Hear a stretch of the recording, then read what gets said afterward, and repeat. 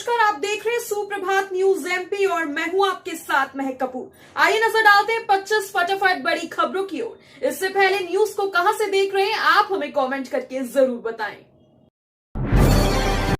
रबी season के लिए 94,000 अस्थायी बिजली कनेक्शन दिए मदद। गेहूं, चने, मटर व अन्य सहयोगी फसलों का समय यानी रबी सीजन में मध्य प्रदेश पश्चिम क्षेत्रों बिजली वितरण कंपनी की ओर से किसानों की हर संभव मदद की जा रही है। मालवा और निमाड़ के 13.25 लाख किसानों को प्रतिदिन 10 घंटे बिजली उपलब्ध कराई जा रही है। वहीं दूर दराज के जिन किसानों के पास सिंचाई के लिए स्थायी बिजली कनेक्शन नहीं है, उन्हें अस्थायी कनेक्शन की प्रदान भी की जा रही है। वित्तीय वर्ष 2023-24 में अब तक रबी सीजन में 94,000 किसानों को अस्थायी कनेक्शन प्रदान किए गए। इंदौर के सघन क्षेत्रों में चलेगी केबल कार, 3 चौराहों पर बनेंगे फ्लाईओवर। इंदौर के लोक परिवहन के लिए शहरवासियों को एक और विकल्प रहेगा। शहर के घने और व्यस्त इलाकों में केबल कार चलेगी, जिसमें एक समय में एक केबल कार में 6 से 8 यात्री बैठ सकेंगे। केबल कार के सर्वे के लिए इंदौर विकास प्राधिकरण कंसल्टेंट नियुक्त कर रहा है, जो फिजिबिलिटी सर्वे कर बताएंगे कि इंदौर के किन क्षेत्रों में केबल कार उपयोगी है। केंद्रीय परिवहन मंत्रालय से मिली सैद्धांतिक मंजूरी के बाद प्राधिकरण इस प्रोजेक्ट पर काम कर रहा है। मोहन यादव सरकार ने 50 दिन में दूसरी बार लिया कर्ज। एमपी में अब तक 3,33,000 करोड़ से ज्यादा का लोन। मध्य प्रदेश की मोहन यादव सरकार को प्रदेश की कमान संभाले 50 दिन पूरे हो गए हैं। अब 50 दिनों में मोहन सरकार ने 2 बार लोन ले लिया। प्रदेश सरकार ने अब आरबीआई से 2500 करोड़ का लोन लिया है। मध्य प्रदेश पर अब तक 3,33,000 करोड़ से अधिक का कर्ज हो चुका है। मध्य प्रदेश में बजट के पहले 26 विभागों को खर्च के लिए राशि आवंटित की गई थी। प्रदेश के 26 विभागों को खर्च के लिए 8,623 करोड़ रुपए मिले हैं। सरकार ने ये राशि 3 महीने के लिए विभागों को दी है। वित्त विभाग ने 26 विभागों को विशेष व्यय सीमा राशि जनवरी, फरवरी और मार्च के लिए आवंटित की है। रामलला के दर्शन के लिए इंदौर से चलेंगी ये 4 ट्रेनें।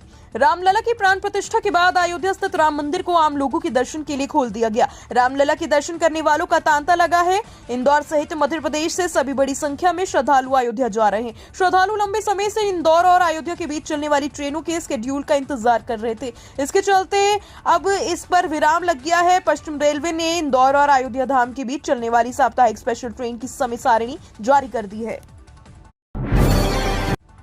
भोपाल गैस पीड़ित कैंसर रोगियों के लिए सरकार का तोहफा। मध्य प्रदेश की डॉक्टर मोहन यादव सरकार ने भोपाल गैस कांड के पीड़ितों के लिए एक बड़ी राहत दी है। सरकार ने फैसला लिया है कि गैस पीड़ित कैंसर रोगी का इलाज ईएमएस भोपाल में होगा और वो भी निःशुल्क। यानी अब से यदि किसी गैस पीड़ित को कैंसर होता है तो उसे या फिर उसे परेशान होने की जरूरत नहीं है, उसकी चिंता सरकार करेगी। भोपाल गैस त्रासदी राहत एवं पुनर्वास मंत्री डॉक्टर कुंवर विजय शाह की पहल पर भोपाल गैस त्रासदी के प्रभावित परिवार के कैंसर रोगियों का अब एम्स भोपाल में निःशुल्क जाँच एवं उपचार की सुविधा मिलेगी। मध्य प्रदेश सिविल सेवा के लिए चयनित अभ्यर्थियों को नियुक्ति पत्र देंगे मुख्यमंत्री।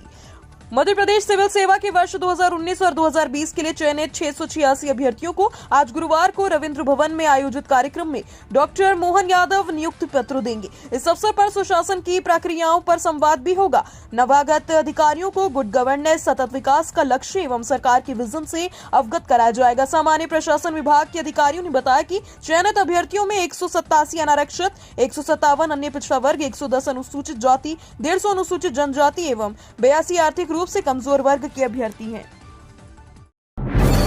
एमपी सरकार जल प्रदूषण करने वाली फैक्ट्रियों पर कसेगी शिकंजा। बीजेपी की अगुवाई वाली मध्य प्रदेश की मोहन सरकार नदियों का प्रदूषण खत्म करने के लिए अधिकारियों के सख्त दिशा निर्देश दिए। इस क्रम में मध्य प्रदेश सरकार ने जल प्रदूषण करने वाले उद्योग और फैक्ट्रियों पर लगाम कसने के लिए कमर कस ली। इसके लिए सरकार ने नया प्लान तैयार किया है। प्रदेश सरकार अफसरों को जल को दूषित करने वाले उद्योग फैक्ट्रियों के संचालकों के खिलाफ कार्यवाही का अधिकार देने जा रही है। बताया जा रहा है प्रदेश सरकार ने इस संबंध में एक प्रस्ताव केंद्र सरकार को भेजा। पहले चरण में 22 और दूसरे में 85 कॉलोनियों में सभी घरों की छत पर लगेगा सोलर सिस्टम। इंदौर में सोलर सिटी के रूप में विकसित करने की तैयारी शुरू कर दी गई है। यह अभियान 2 चरणों में चलेगा। पहले चरण में सभी 22 जोन के एक कॉलोनी और दूसरे चरण में शहर के सभी 85 वार्ड की एक कॉलोनी में सभी घरों की छतों पर सोलर सिस्टम लगवाए जाएंगे। बिजली कंपनी के अधिकारी निगम के अधिकारियों के साथ मिलकर सोलर सिस्टम स्थापित करने, सरकारी सब्सिडी सोलर सिस्टम लगाने होने वाले फायदों के बारे में आमजन को जानकारी देने और सोलर सिस्टम के प्रति जागरूकता लाने के लिए विशेष अभियान चलाएंगे। मध्य प्रदेश में भाजपा का फॉर्मूला अपना सकती है कांग्रेस। लोकसभा चुनाव के लिए पार्टी की ऐसी है तैयारी।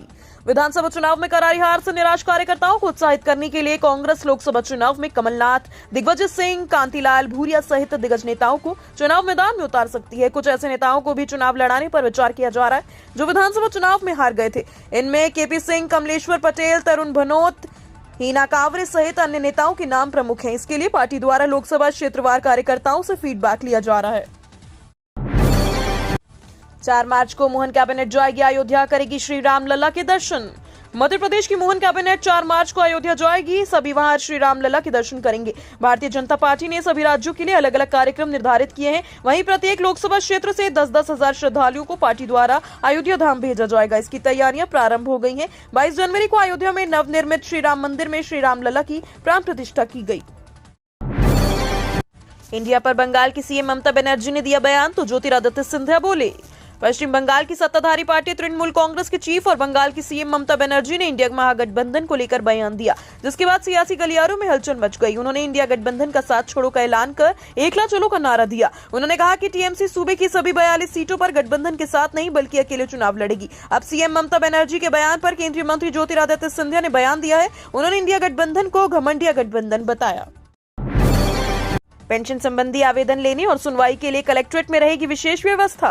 प्रशासनिक संकुल में प्रत्येक मंगलवार को होने वाली जन सुनवाई में बड़ी संख्या में दिव्यांग सहायता और मोटराइज्ड वाहन के लिए पहुंचते हैं। जन सुनवाई में आने वाले दिव्यांगों और अन्य जरूरतमंद हितग्राहियों के पेंशन संबंधी आवेदन लेने और उनके निराकरण के लिए प्रत्येक मंगलवार को विशेष व्यवस्था कलेक्टर कार्यालय में की जा रही है। इससे आवेदकों को पेंशन संबंधी प्रकरणों के लिए भटकना नहीं पड़ेगा। संबंधित विभागों के अधिकारी जन सुनवाई में मौजूद रहकर प्रकरण का निराकरण करेंगे। भोपाल की टीम ने 35,000 क्विंटल धान की रिजेक्ट। एडीएम ने जांच के दिए निर्देश। मध्य प्रदेश के कटनी जिले में विभागीय अधिकारियों ने 60 गांठ से उपार्जन केंद्रों में खरीदी। व्यापारी और समिति प्रबंधकों ने बड़ी मात्रा में अमानक स्तर की धान खरीद डाली और उसे भंडारण के लिए वेयर हाउस भेज दिया। हालांकि पूरे मामले का भांडाफोड़ तब हुआ जब भोपाल की सर्वे टीम लगातार 4 दिनों में अलग अलग तहसीलवार में बने वेयर हाउस के बाहर की ट्रकों को रोककर धान की गुणवत्ता की जांच करते हुए उसे रिजेक्ट करार दिया गया, जिसके बाद से ही खरीदी में शामिल पूरे विभागों में हड़कंप मचा और आनन फानन में जिला प्रशासन ने एक टीम गठित कर रिजेक्ट धान की जांच के लिए भेजा गया। इंदौर के सारांश जैन देश के श्रेष्ठ हरफनमौला बने। बीसीसीआई अवार्ड्स में हुए सम्मानित। इंदौर के सारांश जैन को बीसीसीआई ने हैदराबाद में आयोजित सालाना पुरस्कार समारोह में पुरस्कारित किया। सारांश को रणजी ट्रॉफी में वर्ष 2022-23 के लिए श्रेष्ठ हरफनमौला प्रदर्शन के चलते लाला अमरनाथ अवार्ड दिया गया। मध्य प्रदेश क्रिकेट संगठन को सत्र 2021-22 के लिए बेस्ट परफॉर्मिंग एसोसिएशन का अवार्ड दिया गया। इसके अलावा भोपाल की सौम्या तिवारी और ग्वालियर वैष्णवी शर्मा को देश की श्रेष्ठ जूनियर महिला क्रिकेटर चुना गया। शिवराज के सीहोर ने सीएम मोहन यादव के उज्जैन को पछाड़ा। मध्य प्रदेश सीएम हेल्पलाइन के प्रकरणों के निराकरण के मामले में पूर्व सीएम शिवराज सिंह चौहान के गृह जिले सीहोर ने नवागत सीएम डॉक्टर मोहन यादव के जिले उज्जैन को पीछे छोड़ दिया। सीएम हेल्पलाइन पर आई शिकायतों के मामलों में सीहोर जिले ने प्रशासनिक सिस्टम ने 78.99 वेटेज स्कोर के साथ संतुष्टिपूर्ण निराकरण किया। सीएम हेल्पलाइन की शिकायतों के निराकरण में सीहोर जिला पिछले कई महीनों से प्रदेश में लगातार प्रथम स्थान पर आ रहा है। सीएम हेल्पलाइन के प्रकरणों के निराकरण में सीहोर जिला इस महीने भी प्रदेश में नंबर 1 स्थान पर आया। मुख्यमंत्री मोहन यादव को शिवराज सिंह चौहान ने दी बधाई। मध्य प्रदेश के पूर्व मुख्यमंत्री शिवराज सिंह चौहान ने प्रदेश के वर्तमान मुख्यमंत्री डॉक्टर मोहन यादव को बधाई दी। बीते दिनों मध्य प्रदेश ने खनिज ब्लॉक की 100% नीलामी के लिए देश भर में प्रथम स्थान प्राप्त किया। इसको लेकर शिवराज सिंह चौहान ने बधाई सीएम मोहन यादव को दी। पूर्व मुख्यमंत्री शिवराज सिंह चौहान ने अपने ऑफिशियल सोशल मीडिया अकाउंट पर एक्स पर लिखा कि ये अत्यंत सुखद की बात है कि मध्य प्रदेश को 29 खनिज ब्लॉक की 100% नीलामी के लिए देश भर में प्रथम स्थान प्राप्त हुआ। मतदाता नहीं ईवीएम का सॉफ्टवेयर तय करता है, किसकी बनेगी सरकार। मध्य प्रदेश के पूर्व सीएम दिग्विजय सिंह ने ईवीएम पर सवाल खड़े कर दिए हैं। पूर्व सीएम ने कहा कि सरकार का फैसला मतदाता नहीं बल्कि ईवीएम का सॉफ्टवेयर तय करता है। पूर्व सीएम दिग्विजय सिंह ने कहा कि मेरा आरोप है कि चुनाव आयोग निष्पक्ष नहीं है, दबाव में है। चुनाव आयोग ने हम निष्पक्षता की उम्मीद करते हैं। ईवीएम का सारा काम प्राइवेट लोगों के हाथ में है। जब सॉफ्टवेयर ही सब करता है तो वही सॉफ्टवेयर तय करेगा कि सरकार किसकी बनेगी। 100 से ज्यादा पीडब्ल्यूडी इंजीनियरों की जाति प्रमाण पत्रों की होगी जांच। लोक निर्माण विभाग से 100 से ज्यादा इंजीनियरों की ज्योति प्रमाण पत्रों को लेकर राज्य सरकार के पास शिकायतें लंबित है। इनमें विभाग के सचिव और प्रमुख अभियंता से लेकर छोटे स्तर के अधिकारी भी शामिल है। अब शासन स्तर में ऐसे इंजीनियरों की ज्योति प्रमाण पत्र की जांच छानबीन समिति से कराई जा रही है। फर्जी समिति के एक मामले में तो पीडब्ल्यूडी के प्रमुख अभियंता की सेवानिवृत्ति के दिन मंत्री के नोटशीट लिखी है कि बेहद गंभीर मामला है और इसकी जांच हो जानी चाहिए। भोपाल में उत्साह और उमंग से भरपूर रही गणतंत्र परेड की full dress rehearsal. Madhya Pradesh में 75वां गणतंत्र दिवस हर्षोल्लास एवं गरिमामय ढंग से मनाया जाएगा। मुख्य समारोह 26 जनवरी को प्रदेश के राज्यपाल मंगूभाई पटेल की मुख्य आतिथ्य में राजधानी के लाल परेड मैदान में सुबह 9 बजे आयोजित होगा। गणतंत्र दिवस समारोह में निकलने वाली संयुक्त परेड एवं सांस्कृतिक कार्यक्रमों का अंतिम अभ्यास बुधवार को लाल परेड मैदान पर किया गया। पुलिस महानिदेशक सुधीर कुमार सक्सेना ने परेड एवं समारोह की व्यवस्थाओं का जायजा लिया। प्रदेश के किसान सीखेंगे दूध उत्पादन की बारीकियां।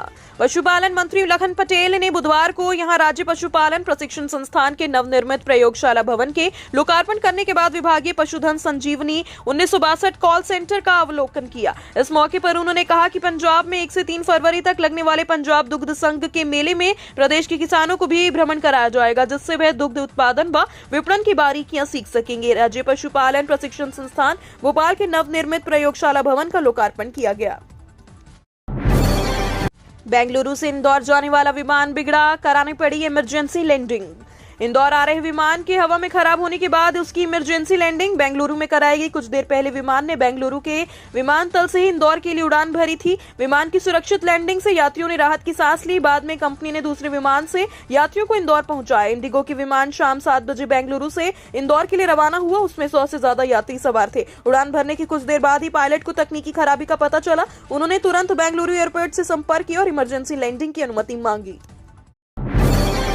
माइक्रो इकोनॉमी में 0 मिला, छात्रा की उत्तर पुस्तिका दोबारा जांचेंगे विशेषज्ञ। देवी अहिल्या विश्वविद्यालय के छात्र सुनवाई में सप्ताह भर के भीतर दूसरी बार MBA financial administration first semester के विद्यार्थी पहुंचे, जहां उन्होंने माइक्रो इकोनॉमी विषय में खराब मूल्यांकन प्राप्त करने पर आरोप लगाया। विद्यार्थियों का कहना है कि माइक्रो इकोनॉमी विषय में छात्र छात्राओं को 0 से लेकर 3 अंक दिए हैं। शिकायत पर अधिकारी ने गंभीरता दिखाई और 0 अंक प्राप्त करने वाली छात्रा की उत्तर पुस्तिका दोबारा विशेषज्ञों से जंचवाने का आश्वासन दिया। सीएम मोहन यादव ने उज्जैन के मंदिरों का किया दौरा, भगवान महाकाल के दरबार में लिया आशीर्वाद। मध्य प्रदेश के मुख्यमंत्री डॉक्टर मोहन यादव ने महाकालेश्वर मंदिर पहुंचकर पूजा अर्चना की। मुख्यमंत्री ने महाकालेश्वर मंदिर समिति के नियमों का पालन करते हुए चौखट पर ही दर्शन किए। उन्होंने गर्भगृह में प्रवेश नहीं किया। सीएम मोहन यादव ने महाकालेश्वर मंदिर विस्तारीकरण योजना की प्रगति की जानकारी भी ली। सीएम मोहन यादव बुधवार को धार्मिक यात्रा पर निकले। उन्होंने उज्जैन के कई धार्मिक स्थलों पर पूजा अर्चना की। इस दौरान उन्होंने साधु संतों का आशीर्वाद भी लिया। 5वीं और 6वीं कक्षा में फेल हुए तो फिर उसी कक्षा में 1 साल बैठना पड़ेगा।